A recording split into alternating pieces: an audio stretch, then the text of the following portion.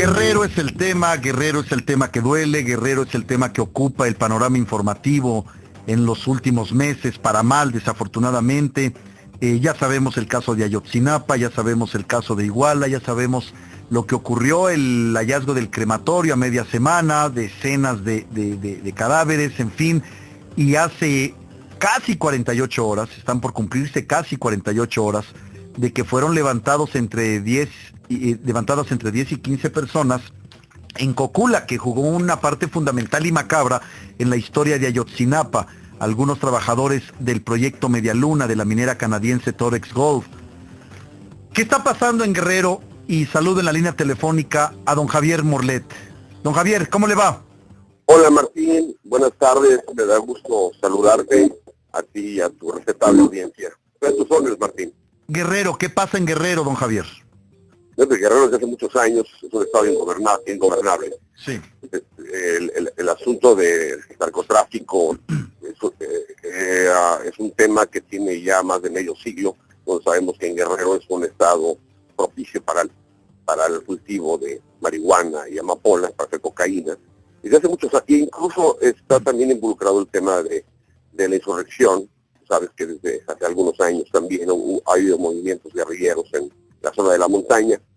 Y pues no sean, esos temas nunca se han sido atendidos de manera eficaz. Y llega un momento en que esas dos líneas, el narcotráfico, la insurrección y la mala administración gubernamental, que en un principio corrían en paralelo, en estas fechas hoy se cruzan y ya no sabemos perfectamente descifrar muy bien las cosas. En una de las novelas más conocidas de Mario Vargas Llosa, Conversación en la Catedral, hablando de la descomposición política y social en Perú, pregunta uno de los personajes de la novela de Vargas Llosa, ¿en qué momento se jodió el Perú? Yo le preguntaría, retomando esta frase de Vargas Llosa, ¿en qué momento se jodió Guerrero? Yo te diría que el asunto del narcotráfico tiene medio ciclo. El asunto de la insurrección, podríamos irnos hasta a principios del siglo XIX. El asunto de las malas administraciones igual, es un problema ancestral. El gobierno tradicionalmente ha habido muy malos gobernadores y muy malos alcaldes. Pero ¿en qué momento estas tres vertientes se cruzan? Y se cruzan, desde mi punto de vista, desde el momento en que hubo un cambio de gobierno en México, cuando Vicente Fox toma la presidencia de la República y deja que los gobernadores asuman el poder de su estado. Hay una especie de virreinato en donde las bandas criminales dejan de tener acuerdos con el gobierno central, establecen acuerdos con las autoridades estatales. De esta manera encontramos que a principios del gobierno de Fox se apodera del estado de Guerrero una banda criminal sumamente violenta que comandaba el famoso Beltrán Leiva. Beltrán Leiva se constituye en Guerrero allá a principios del 2000 como verdadero poder en el estado. Todos lo sabíamos. Él era el que mandaba. Obviamente con arreglos con el gobierno estatal. Cuando Beltrán Leiva es asesinado en un enfrentamiento en Cuernavaca, el grupo de Beltrán Leiva se fragmenta en varias partes. Deja de haber control sobre ese gran grupo que controlaba violentamente el estado de Guerrero y se forman bandas regionales que establecen relaciones ya no con el gobierno del estado, porque cuando Calderón inicia la guerra contra el narcotráfico, Guerrero es un objetivo en donde intervienen las fuerzas federales. El gobierno del estado saca las manos del asunto del narcotráfico y las bandas ya fragmentadas establecen relaciones directas con las alcaldías. Estos alcaldes son en algunos casos amenazados y obligados a participar con el crimen organizado, y en otros casos son parte del crimen organizado, o sea, son gentes que puestos ahí por las bandas. Ahí es donde empieza a complicarse el asunto, en donde empieza a haber una completa ingobernabilidad, porque los alcaldes trabajan para el crimen organizado, el gobierno del estado no tiene la capacidad, la fuerza policíaca para combatir un delito que por sí es del orden federal, y la federación no actúa con eficacia. El estado de Guerrero es uno de los estados donde más fuerzas militares hay. hablando específicamente de la zona de Tierra Caliente, donde suceden los hechos que me comentas de Cocula, esta es una zona de Tierra Caliente, que aquí en Guerrero la denominamos como de alto riesgo, en donde tú no puedes transitar con seguridad si no llevas un salvoconducto de alguien que te invita a ir y tienes que llevar una palabra clave porque te detienen en el trayecto.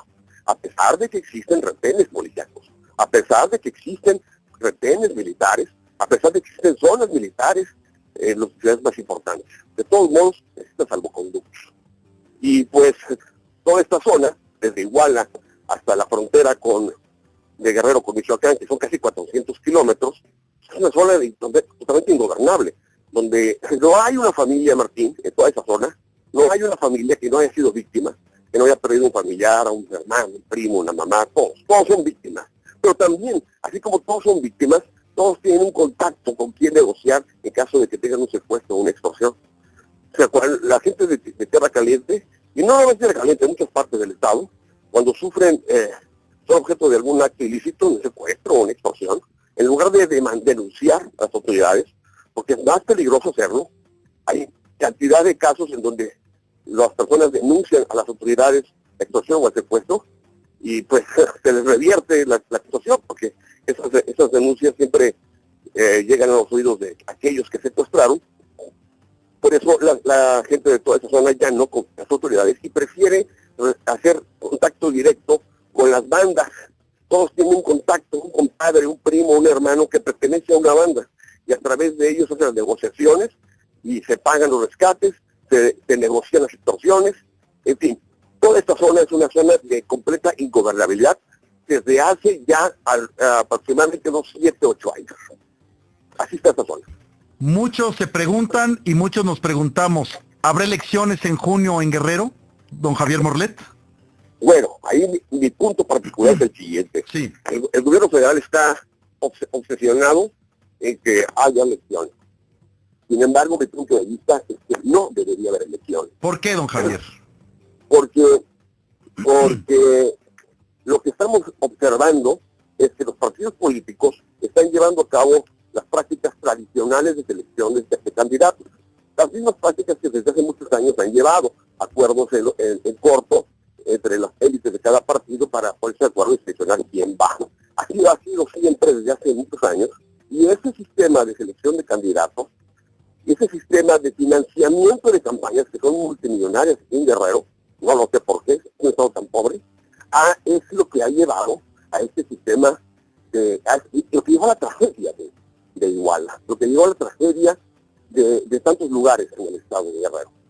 Yo creo que este movimiento que está, que en Guerrero está activo, bloqueando calles, incendiando edificios, algunos lo llaman vandalización, yo no quisiera calificarlo así, pero bueno, un movimiento desde el punto de vista de un movimiento social, yo creo que es el momento para aprovecharlo y utilizarlo como la punta de lanza y llevar a cabo una refundación del estado de Guerrero. No podemos llevar a cabo elecciones para restablecer el viejo orden que nos llevó a la tragedia. Yo creo que necesitamos hacer un alto de camino, hacer un replanteamiento de la situación, de la distribución del poder en Guerrero, de la distribución del ingreso en Guerrero, de cómo hemos intentado desarrollarnos y nunca hemos podido, de cómo vencer el atraso ancestral en la montaña. En fin, una serie de temas enormes que se tienen que discutir antes de hacer elecciones para transformar una realidad que es inaceptable ya para toda la sociedad. Es decir, no elecciones para seguir igual. Ese Correcto, es el punto. Correcto. Hay de los candidatos que vemos que se están proyectando, la mayoría son candidatos que pertenecen a los mismos grupos políticos que han gobernado Guerrero y que no sabemos de antemano que no van a cambiar las cosas porque se han beneficiado de este caos. A excepción de un candidato que sí proviene de la sociedad civil, que se ha mantenido de manera discreta en el asunto, los involucrados, todos los demás sí están involucrados, de alguna manera, si no directamente, indirectamente. Refundación de Guerrero, ¿cómo? ¿Cómo? La pregunta es ¿cómo, don Javier? Mira, ya ha sido el primer paso. Ante esa situación, el gobierno federal, a través de quien realmente gobierna Guerrero, que es la secretaria de Desarrollo Social, Rosario Robles, se instaló recientemente en Acapulco una comisión para la legalidad. No recuerdo el nombre exacto, pero sí, más o menos es una comisión para restablecer la legalidad. Sí. En esta comisión se pretende integrar a todos los grupos civiles. Hablo de los que están levantados y los que están inconformes con los bloqueos de las carreteras, con todos ellos. Y sentarlos en una gran mesa de diálogo y establecer una agenda de temas para ver precisamente eso. La refundación del Estado de Guerrero, el restablecimiento de las instituciones, no restablecer las instituciones que sabemos que son que no sirven para nada, están destruidas, reconstruir instituciones, no restablecer el orden, establecer un nuevo orden. Yo creo que bajo esas premisas se podría abrir un espacio de paz. Yo he platicado con la gente de la CETEC, he estado platicando con la gente de Ayotzinapa, y ellos están de acuerdo en subir la escala de la discusión y dejar el tema de plazas, y dejar el tema de aumento de salarios, por llevar la discusión a temas más profundos, como los que yo te acabo de mencionar. La refundación del Estado de Guerrero, un nuevo orden económico, un nuevo orden social y nuevas reglas políticas. Actualmente, las actuales, presentan signos de composición gravísimos y ya nadie, el Guerrero, confía. Es curioso, porque el Guerrero se están dando una fragmentación social. Hay unos grupos que están inconformes y que se manifiestan en las carreteras, bloquean la autopista, destruyen edificios, que son la minoría. Y hay un gran grupo social que se ve afectado con esta situación. Aparentemente hay una disputa entre esos dos grupos sociales. Pero la disputa es por la estrategia que llevan a cabo estos grupos al violentar y a bloquear autopistas y edificios. Pero en general, toda la sociedad civil coincide de algo, que las cosas tienen que cambiar. Independientemente de la postura que asumas, si estás de acuerdo con el movimiento a favor de la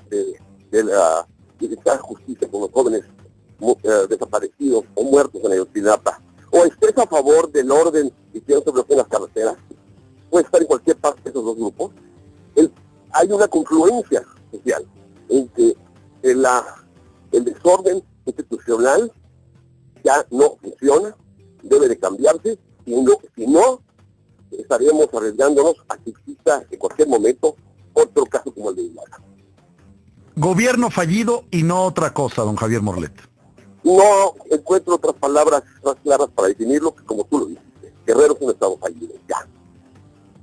Y la desconfianza va de la mano con esa descomposición política, social, institucional, de gobierno de la que usted habla, don Javier, y pues bueno, me parece que ha sido muy directo, muy crudo, pero me quedo con esa frase de que ¿para qué elecciones si vamos a seguir igual?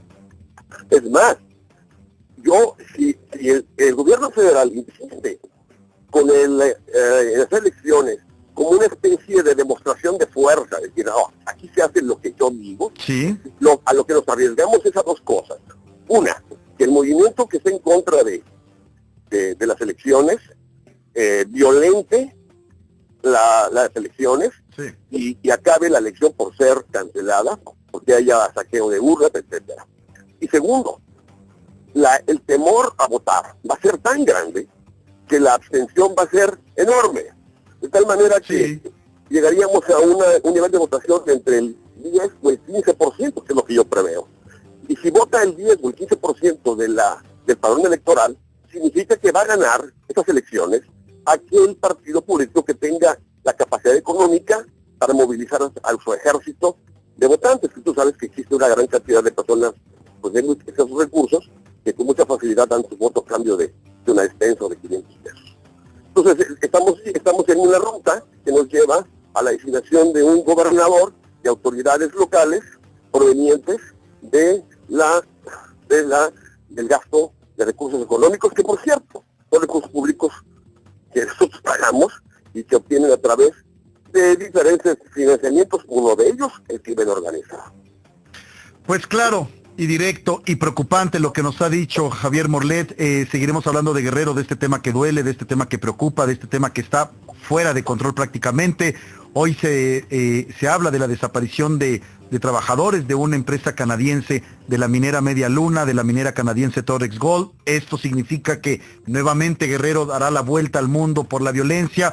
y estaremos platicándolo, además de otros temas, don Javier, que por el momento no tiene caso meter, y le mandamos un saludo, Javier Morleda, hasta Guerrero.